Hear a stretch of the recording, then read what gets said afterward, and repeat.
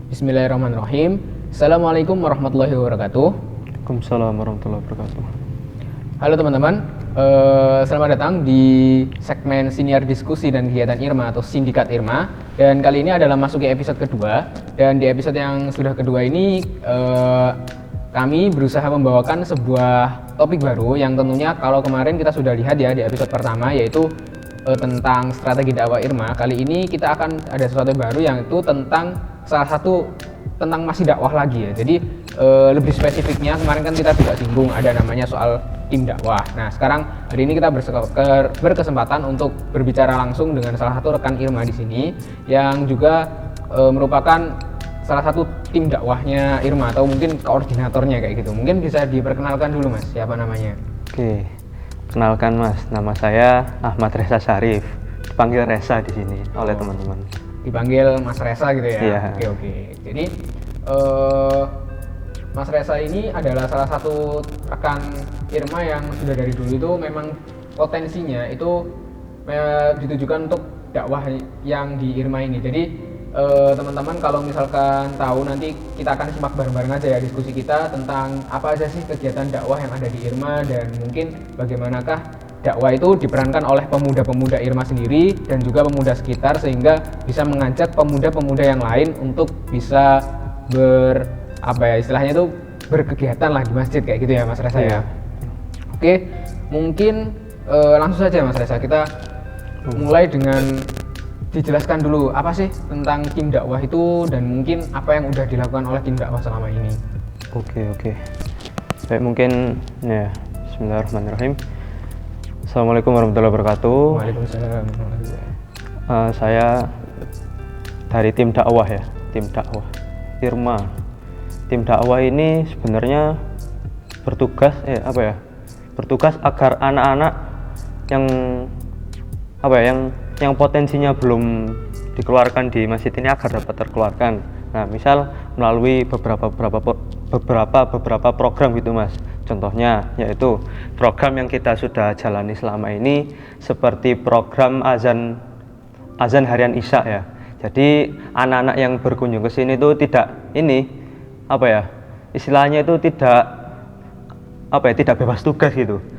Mereka dibekali suatu tugas agar yang tujuannya itu agar anak-anak ini dapat agar dapat percaya diri gitu melalui azan sehari-hari azan di waktu Isya ya di tepatnya. Nah itu jadi anak-anak mulai dari kelas berapa Mas yang kayak Fauzi itu Mas?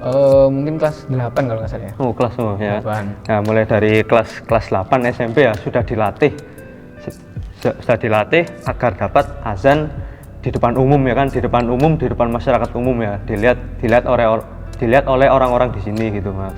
Gitu. Jadi adzan Isya ya itu ya. Iya, adzan Isya.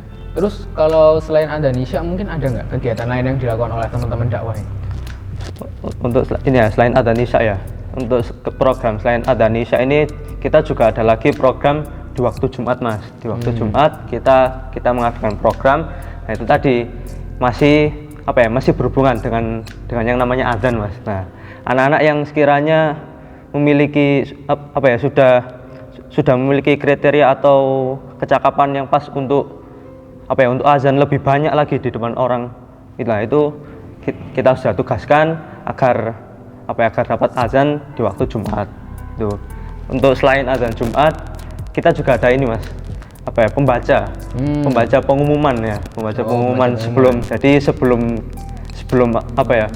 khutbah Jumat dimulai, sebelum adzan Jumat dimulai lah, kan ada pengumuman tuh biasanya tuh Mas. Nah, itu kita dari yang membaca pengumuman itu dari teman-teman IRMA langsung sendiri yang terjun ke gitu ya. Insyaallah, subhanallah. Ini salah satu sesuatu yang langka ya, mungkin keren, bisa kita contoh juga teman-teman. Dan yang tadi udah ada azan Isya sama adzan Jumatan ya. Iya. Mungkin kalau selain kedua itu apa masih ada lagi Mas Reza? Untuk selain itu program imam Mas. Program imam. Iya, program imam. Imam itu juga keren. Iya. Gimana Mas Reza? Untuk masalah imam sih sebenarnya dari kita sih masih belum bisa secara keseluruhan ya Mas ya, untuk untuk dijadwalkan sebagai imam karena ya itulah karena harus memenuhi kriteria harus memenuhi kecapapan tersebut. Nah, untuk dari imam sendiri sih masih hanya beberapa anak saja sih. Beberapa anak. Iya. Kalau Mas Reza sendiri termasuk anaknya atau enggak? kalau dari saya sendiri sih ya alhamdulillah termasuk. Alhamdulillah. Keren ya teman-teman, ini bisa dijadikan seorang inspirasi ini. Inspirator. Oke, kayaknya mungkin banyak ya, tapi kalau misalkan kita mau bahas satu-satu itu boleh ya Mas Reza ya? Boleh, monggo. Mulai dari yang azan isya dulu ini kayaknya menarik ya. Itu sistem azan isya itu kan kayaknya unik ya. Ada yang dari kelas 8 tadi katanya. Itu gimana Mas sistemnya? Mungkin bisa dirincikan seperti apa? Bagaimana selama ini jalannya gitu? Oke, untuk sistemnya sih selama ini saya masih ini ya. Untuk jadwalnya saya masih atur sendiri secara personal, saya atur sendiri. Kemudian anak-anak yang ingin yang ingin untuk misalnya adzan di sini, nah jadi bisa langsung saya jadwalkan gitu. Atau mungkin yang sekiranya sudah sudah mampu untuk adzan ini tadi itu apakah ada seleksinya Mas Reza? Untuk seleksinya sih sepertinya belum ada ya Mas ya. Untuk seleksinya belum ada, tapi insya Allah anak-anak di sini dapat ini dulu. Dapat belajar dulu Mas. Iya, dapat belajar lebih dahulu ya. Belajar berdasarkan praktek ya. Iya, langsung kita praktekkan langsung praktek di lapangannya langsung. Keren. Untuk Mas Reza sendiri, ini petugasnya sendiri itu apakah dari hanya lingkungan pengurus IRMA saja atau mungkin ada yang dari lain atau bagaimana Mas? Bisa dijelaskan? Oke. Untuk mengenai petugas adzan isya ini kita ada dari internal Mas. Ada yang dari internal, ada yang dari eksternal Mas. Ada dari luar juga. Nah, itu. Untuk yang dari internal sekiranya anak-anak dari IRMA sendiri terutama yang laki ini ya tentunya yang dari laki ini pasti semuanya dong juga harus ini. Semuanya. Semuanya juga harus ikut istilahnya ya. Ikut ambil peran gitu ya? Ambil peran gitu Mas. Ambil peran dalam azan ini. Dan untuk yang eksternal sih sepertinya dari ini ya, dari anak-anak ini contohnya dari anak-anak patrol sendiri Mas. Nah, kita juga ambil gitu. Juga ambil dari anak patrol dan juga dari istilahnya? Orang-orang luar gitu Mas. Gimana ya? Dari jamaah dari pemuda sekitar yang sekiranya potensial tapi belum termasuk ke pengurus IRMA gitu ya? Ya, belum termasuk ke pengurusan gitu. Kira-kira mungkin dari total seluruh muazin ada berapa Mas Reza kira-kira? Total ya? Iya, petugas yang udah dijadwal itu. Termasuk Anda juga ini. Total sih sepertinya 10 ada mungkin? Lebih Mas, mungkin lebih ya, lebih. Wah, keren. 14 ada? Sampai mungkin. Masya Allah. Banyak banget ya. Jadi ini menunjukkan teman-teman bahwa ternyata sebenarnya potensi pemuda-pemuda ini walaupun hal kecil ya, mungkin ini kita lihatnya dakwah tapi dimulai dari sekedar azan. Nah, mungkin dari situ itu bisa memantik orang-orang dan pemuda-pemuda yang lain di sekitar masjid bahwa mendengarkan azannya itu, wah kok yang azan anak muda ya kayak gitu. Jadi kok bukan orang tua. Nah, itu kan sehingga memunculkan sebuah mungkin image ya Mas Reza ya, image dan pandangan pada masyarakat juga bahwa ternyata masjid itu bukan tempatnya orang tua tok gitu loh. Jadi juga ada teman-teman yang muda itu malah justru ayo kita ke masjid gitu. Jadi kita berusaha untuk menunjukkan eksistensi bahwa remaja itu bisa mengambil peran di masjid kayak gitu ya Mas Reza. Wah, keren ya. Terus ini Mas Reza, mungkin yang menjadi pertanyaan itu kenapa kok harus isya Mas Reza? Kenapa enggak waktu subuh atau maghrib atau yang lain gitu? Ini ya, kalau untuk waktu subuh sendiri kan kita kan juga masih menyesuaikan Mas. Kalau anak-anak di sini kan untuk masalah untuk masalah saat subuh kan juga masih kesulitan dulu Mas. Nah, dan juga kan untuk waktu subuh kan anak-anak kan ini istilahnya kan habis bangun gitu Mas. Kan waktu subuh kan takutnya juga ada keluyuran kan juga untuk adzan subuh kan ada tambahnya juga loh Mas. Nah, itu banyak takutkan ada keluyuran, ditakutkan ada kekeliruan, makanya tidak bisa diambil perannya dulu lah. Atau mungkin juga kalau isya itu karena ini ya Mas Reza, menyesuaikan dengan jadwal kegiatan teman-teman ya, karena kan mungkin paginya itu sekolah gitu ya, terus sampai sore mungkin ada les atau mengerjakan tugas, sehingga mungkin ketika malamnya itu bisa kita jadwalkan di isyanya gitu ya Mas. Oke. Tapi kalau selama berjalannya ini mungkin menurut Mas Reza apakah sudah maksimal atau masih ada hambatan atau gimana Mas Reza? Untuk masalah maksimal atau tidaknya sepertinya belum belum begitu maksimal gitu karena ketika saya sendiri kan Iya. ya kan sebagai yang mengingatkan lah anak-anak itu kalau sudah masuk waktunya azan, sudah masuk ini harus harus diingatkan terlebih dahulu. Nah, untuk terutama juga yang dari eksternal juga kan saya juga harus ini mengingatkan terlebih dahulu kan sebelum ini. Dan juga kadang saya sendiri kan juga manusia kan kadang Iya, ini lupa ya. Iya, mengingatkannya juga waktu maghrib. Tapi gitu. kalau dari itu kan dari Mas Reza, mungkin kalau lihat ke teman-teman yang lain yang mungkin menjadi petugas itu, apakah masih ada yang 1-2 lah katakanlah mungkin masih agak malu atau mungkin lupa dengan jadwalnya gitu? Untuk masalah malu atau tidaknya sih sebenarnya ini Mas, pada pengalaman yang pertama Mas, karena kalau dari teman-teman sendiri sudah sudah pertama kalinya ini sudah berani maju, nanti seterusnya itu bakalan ini Mas, bakalan lebih mudah ya, bakalan lebih gampang dan juga tidak malu lagi untuk azan. Jadi mungkin masih ada, tapi ini ya akan teratasi dengan sendirinya gitu. Udah berapa lama Mas program kayak gini nih? Wah, kalau untuk masalah lama sepertinya sudah ini Mas, sudah cukup lama ya, dari bulan September kalau nggak salah. Ya, dari bulan September. Lumayan ya, sekarang udah Desember, berarti sudah sekitar 4 bulanan ya. Alhamdulillah, Masya Allah. Keren. Nah oke, itu tadi juga sudah dijelaskan ya tentang program Adzan Isya. Mungkin kita bisa ke program yang kedua tadi yang disebutkan adalah tentang program pembacaan dan azan Jumatan ya Mas Reza. Nah mungkin itu bisa dijelaskan Mas Reza, itu seperti apa yang program yang kedua ini? Oke. Untuk yang program kedua, program Jumat ya. Program petugas Jumat. Nah, anak-anak yang ditugaskan ini Mas, dari internal dulu Mas. Yang ditugaskan. Misalnya mulai dari yang baca, mulai dari membaca pengumuman, mulai dari yang untuk menjaga. Ini menjaga nasi ya Mas. Juga ada yang menjaga nasi ya. Iya, jadi selain juga azan, baca pengumuman juga ada yang menjaga nasi juga. Terus apa lagi ya? Sepertinya sudah itu cuma sekalian dari ini Mas, dari yang teman-teman sendiri itu. Gitu. Jadi memang selalu di jadwal setiap hari ya, seperti yang ada Nisya tadi gitu ya. Wah, keren. Mungkin kalau untuk kan ini kalau Jumatan kan ada pembacaan infak, terus pengumuman khotib dan sebagainya kayak gitu. Apakah teman-teman masih merasa ragu atau mungkin bingung mau ngomong apa gitu Mas Esa? Kalau misalkan menghadapi ya kan nggak biasa gitu loh. Untuk dari tim dakwah sendiri kami sudah menyiapkan teks untuk teman-teman agar dapat memudahkan mereka untuk membaca. Sarana untuk seenggaknya latihannya itu ada template-nya gitu ya. Ya sudah ada gambarannya kalau di depan ini mau baca apa lah sudah ada, kita sudah sediakan.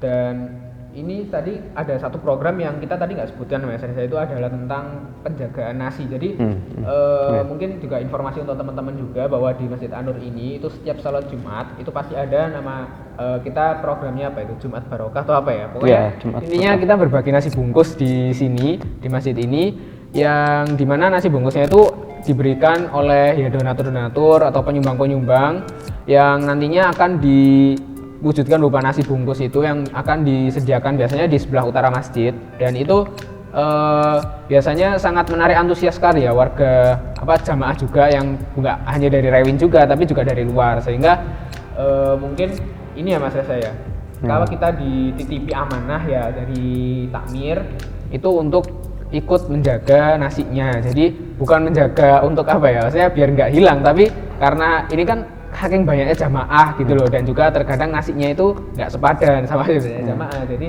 ya minta bantuan agar seenggaknya semaksimal mungkin nasi ini tuh yang bisa diberikan ke jamaah itu bisa maksimal gitu loh, artinya nggak ada yang jamaah ngambil 2 atau ngambil 3, tapi kalau bisa satu jamaah itu ngambil 1 nasi agar bisa yang lainnya itu kebagian kayak gitu ya Mas Reza. Oke. Betul.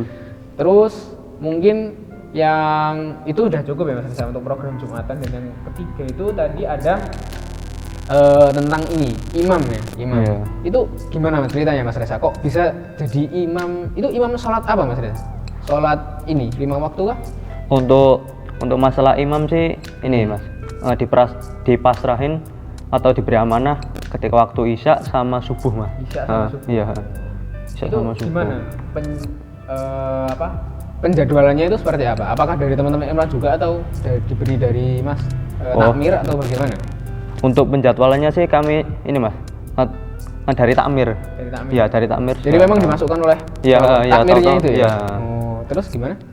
Ya itu tadi saya dihubungi sama Mas Aril, tahu-tahu sudah diberi amanah untuk apa ya, agar dapat mengimami di gitu. masjid. Jadi memang sudah diatur oleh takmir dan juga langsung diplot di subuh dan isya gitu ya. Iya. Oh gitu. Kalau sejauh ini imamnya tadi berapa? 2 ya? Iya, 2. 2 ya. Oh, 2. jadi teman-teman Irma itu ada 2. Tapi ajarnya ada 3 gak sih? Yang Siapa? satunya tapi bukan pengurus, tapi pemuda yang potensial, iya, gitu. iya, Ya kan? Iya, betul. Jadi sebenarnya itu ada 3 teman-teman yang dari pemuda. Cuman yang satu ini bukan salah satu pengurus Irma. Jadi tetap aja walaupun begitu, itu kan masih menunjukkan eksistensi bahwa ternyata pemuda itu bisa untuk berdakwah dan menunjukkan eksistensi Islaminya kayak gitu ya Mas Reza. Iya, mungkin ya. betul. Nah terus kalau ini mungkin ya, nggak hanya aku, mungkin teman-teman juga merasa bahwa wah kok keren ya, kenapa kok bisa sampai ngimami gini Mas Reza? Apakah memang dulu ada cerita uniknya waktu sebelum disuruh ngimami atau gimana gitu? Untuk masalah cerita sih sepertinya ini. Awal mulanya dulu mungkin dari iya. kejadian apa gitu? Untuk awal mulanya sih sebenarnya sih saya ini ya, nggak apa ya. untuk awal sih saya mungkin lebih awal ngimaminya dulu kapan? Awal ngimaminya pertama kali ya, dikasih kesempatan di sini itu. Awal mengimami ya. Iya. Waduh, Mas, saya lupa Mas. Mungkin kalau nggak salah itu ya sekitar Ramadan, ya kalau nggak salah itu. Oh iya, ya Allah, ya Ramadan ya.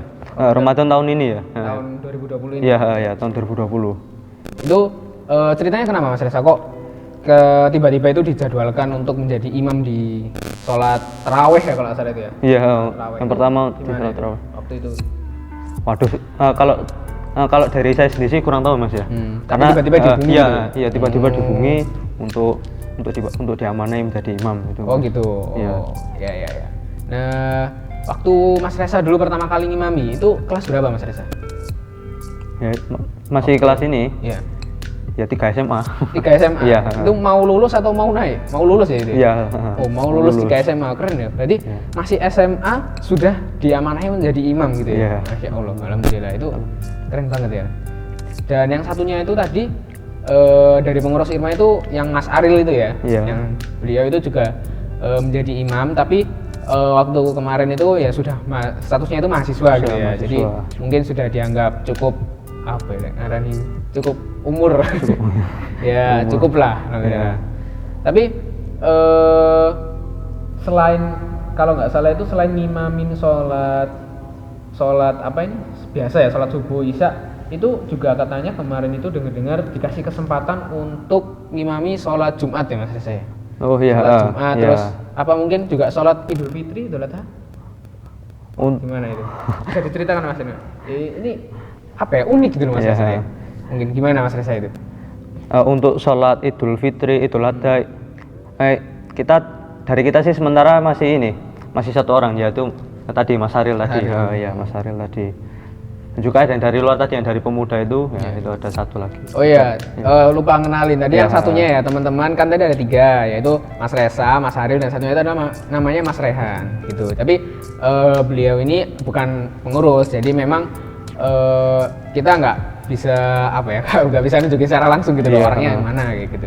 Ya mungkin bisa dilanjutkan Mas Reza tadi. Kalau yang untuk Idul Fitri, Idul Adha, sementara kita ini masih dari Mas Aril sendiri. Masih Mas Aril orang itu ya? Iya, satu gitu? Iya, masih 1 orang itu. Itu kenapa Mas? Kok ceritanya tiba-tiba Idul Fitri itu? Itu kan perayaan yang nggak mudah ya Mas ya? Maksudnya yang orang itu setahun sekali pasti nunggu gitu loh. Dan ini momen spesial, tapi kok kenapa akhirnya dari masjid itu memberikan ke pemudanya gitu loh, malah yang disuruh untuk ngimamin atau itu ngimamin aja atau khotbah juga?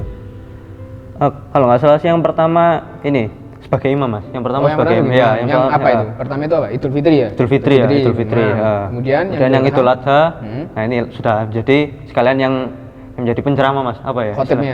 Yang jadi khotibnya lah. Oh. Sekalian khotibnya sama imamnya juga sekaligus.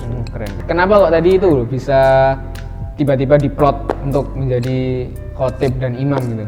kan untuk tahun ini kan kita kan sedang terkena ini Mas ya, terkena dampak Covid ini kan. Oh iya, ya, Covid. dampak Covid ini sehingga yang pada awalnya untuk Idul Fitri, Idul Adha kita gabung sama masjid sebelah. Gabung. Kini sekarang kita ini Mas dipisah Mas. Oh gitu ya. Dipisah, ya. Jadi kalau gabung biasanya sholat di mana Mas? Di masjid ini atau di... Ya di masjid yang sebelah Mas. Oh di sana ya? Iya, di sana. Di lapangannya ya? Iya. Oh lapangannya ya. Terus mungkin gimana Mas? Nah, kan kalau sebelum Covid kan digabung di lapangannya. Nah, untuk sekarang untuk tahun ini berhubung ada pandemi, nah jadi kita apa ya sholatnya ya di masjid kita ini sendiri Mas. Masjid masing-masing. Ya masjid masing-masing. Kan kita kan ini Mas di masjid masing-masing. Nah, juga pasti kan tentunya kan untuk masalah khotib, masalah imam kan kita kan dari jamaah kita kan pasti kan butuh ini Mas, butuh apa ya, butuh generasi mudanya Mas agar dapat turut ini Mas, turut andil dalam ini untuk masalah imam dan khotib kan, nah langsung diikut sertakan lah istilahnya. Oh gitu ya. Jadi berusaha dikasih kesempatan. Iya, betul. Itu yang Idul Fitri, Idul Adha. Terus kalau yang Jumatan itu gimana Mas? Ini Jumatan itu bukan sholat sunnah loh ya. Tadi yang ini kan sholat sunnah, ini sholat wajib. Oh, itu katanya juga ini ya, jadi khotibnya gitu ya. Kok bisa Mas? Itu apakah memang suatu kebetulan atau memang sengaja seperti itu atau gimana? Ya? Untuk masalah menjadi imam ataupun khotib waktu sholat Jumat, untuk dari kita sih sebenarnya ini Mas belum dijadwal lah istilahnya lah sama belum dijadwal sama ketamiran. Nah untuk dari kita nih misalnya kalau misalnya ada dari jadwal khotibnya sendiri yang aslinya itu misalnya tidak hadir, lah makanya penggantinya itu dari kita ini Mas, dari generasi dari generasi saya yang Irma ini. Oh gitu ya. Jadi backupnya untuk ustadz-ustadz yang biasanya udah diplot, udah disiapkan, tapi ternyata beliau berhalangan hadir. Iya, berhalangan hadir. Keren. Jadi ini sebuah inspirasi. Tapi kapasitasnya itu loh Mas, kok bisa dipercaya sama jamaah dan takmir itu gimana? Keren sekali gitu. Oke. Ya itu tadi kalau untuk kepercayaan tadi ya dari jamaah itu kan, dari kita sendiri kan sudah ini Mas, yang pada awalnya sudah sering imami gitu Mas, sering imami terlebih dahulu lah. Juga pastinya kan lambat laun pasti anak ini bisa bisa lah pastilah untuk mengimami perlahan-lahan gitu ya. Iya, perlahan-lahan. Udah dilihat potensinya, wah ini bisa dipercaya, akhirnya naik satu tingkat dan akhirnya sekarang alhamdulillah sudah dipercaya untuk menjadi khotib Jumat juga ya. Insyaallah, alhamdulillah. Nah, tadi kalau kita misalkan lihat ya dari program-program teman-teman Mas, seperti yang diberi kepercayaan untuk bisa adzan isya di sini, kemudian adzan Jumatan, menjadi bahkan khotib dan imam sholat-sholat penting seperti Jumatan dan Idul Fitri dan Adha tadi itu menurut Mas Reza itu kenapa Mas Reza kok bisa ada hal seperti itu bisa tercipta di lingkungan Masjid An-Nur ini? Ya, kan ini Mas, terkadang itu ada dari masing-masing sendiri kan kadang kan ada yang untuk masalah kepemudaannya kan kadang kan ada yang tidak memperbolehkan, ada yang memperbolehkan langsung Mas gitu Mas. Nah jadi untuk di Masjid An-Nur sendiri alhamdulillah jamaahnya sama masyarakat ini mendukung Mas, mendukung untuk agar masjid ini dipenuhi ini Mas, generasi mudanya gini Mas. Jadi memang sudah ada lingkungan yang suportif dari lingkungan jamaah juga ya. Alhamdulillah.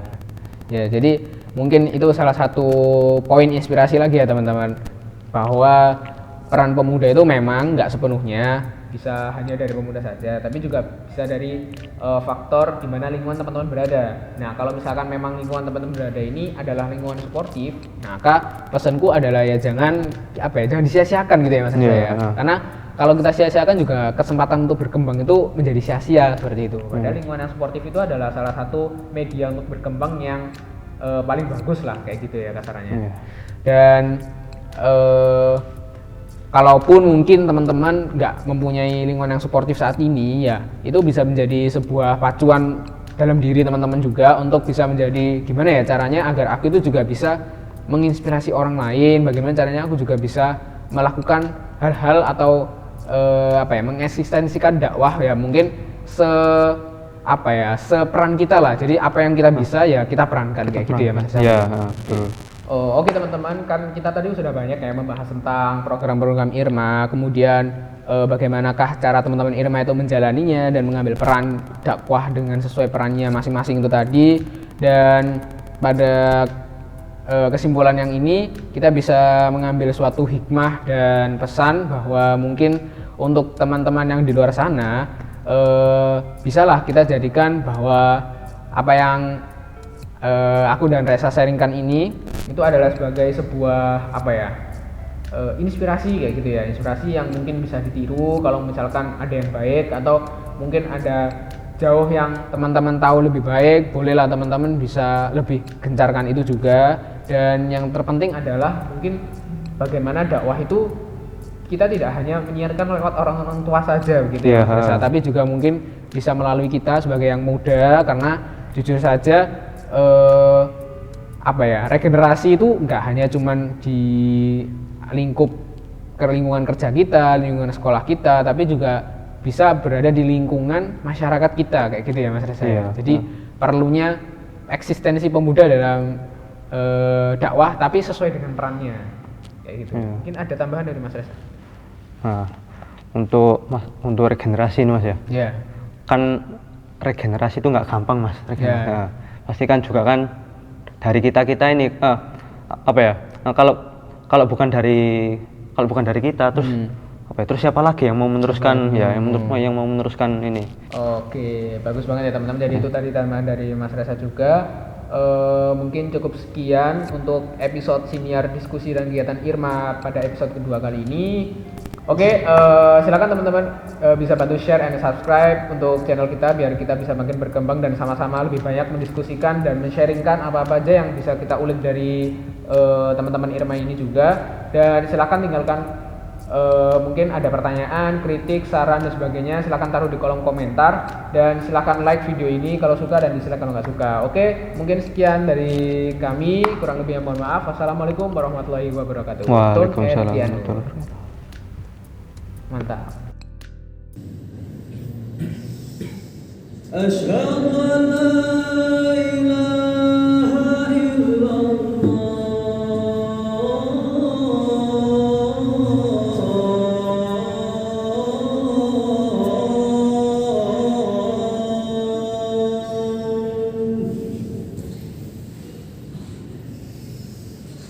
أشهد أن